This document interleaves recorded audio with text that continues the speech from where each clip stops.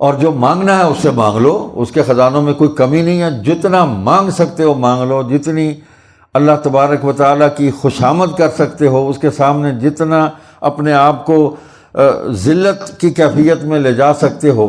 دیکھیں نا، یہ سجدہ ہے، یہ سب سے، یہ بظاہر ذلت ہے کہ انسان اپنی پیشانی، ماتھا جو ہے وہ کسی کے سامنے رگڑ دے، تو وہ انسان کے لیے نہیں ہے، یہ صرف اللہ کے لیے ہے، صرف اللہ۔ انسان کے سامنے تو آدمی یہ کیفیت اختیار کرے گا ہمیشہ کے لیے برباد ہو جائے گا، عزت خاک میں مل جائے گی اس کی۔ لیکن اللہ کے سامنے اگر اپنی پیشانی کو خاک پر رکھے گا تو اس کو دو جہانوں کی عزت مل جائے گی۔ یہ ہے اللہ کی مہربانی، یہ ہے اللہ کا احسان، اس کو عزت ملے گی کہ تو نے اپنی پیشانی کو میرے لیے جھکایا، تو نے قیام میرے لیے کیا، تو نے رکوع میرے لیے کیا، تو سجدہ میں میرے لیے گیا، اتحیات میں میرے لیے تو بیٹھا۔ انعامات، روزہ بھی یہی ہے، الصوم لی وانا اجزی بھی، روزہ میرے لیے، اس کا اجر میں دوں گا، اور اتنا دوں گا سوچ بھی نہیں سکتے تم، بے حد و حساب۔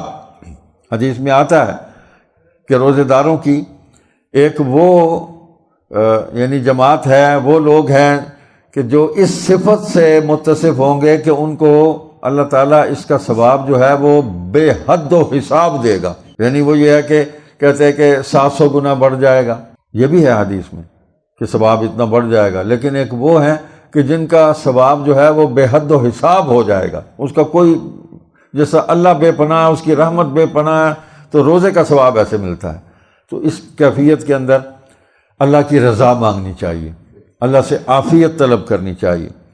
تو جتنے بھی یہ پریشانیاں اور مصیبتیں اور مسائل ہیں، یہ زندگی کا حصہ ہیں۔ اگر ہمیں آسانیاں ہی ملتی رہیں تو ہمیں زندگی کا لطف ہی نہیں آئے گا، آدمی اکتا جاتا ہے۔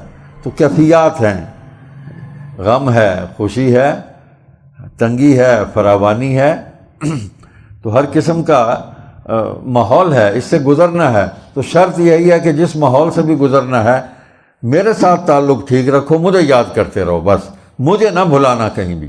الذین اذا اصابتهم مصیبہ قالوا انا للہ و انا الیہ راجعون، جب پہنچے ان کو کچھ مصیبت تو کہیں ہم تو اللہ ہی کا مال ہیں اور ہم اسی کی طرف لوٹ کر جانے والے ہیں، وہ ختم بات۔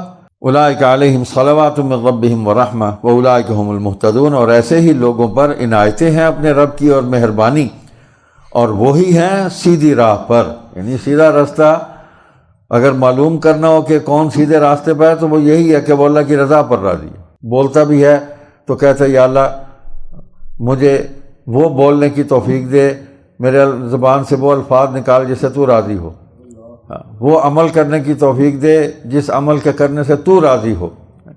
تو اللہ پھر توفیق دیتا ہے، اپنی رضا والی باتیں کرنے کی بھی توفیق دیتا ہے، اپنی رضا والے اعمال بھی کرنے کی توفیق دیتا ہے۔ اللہ سے خیر ہی مانگی جائے، بھلائی مانگی جائے، اپنے لیے بھی دوسروں کے لیے بھی۔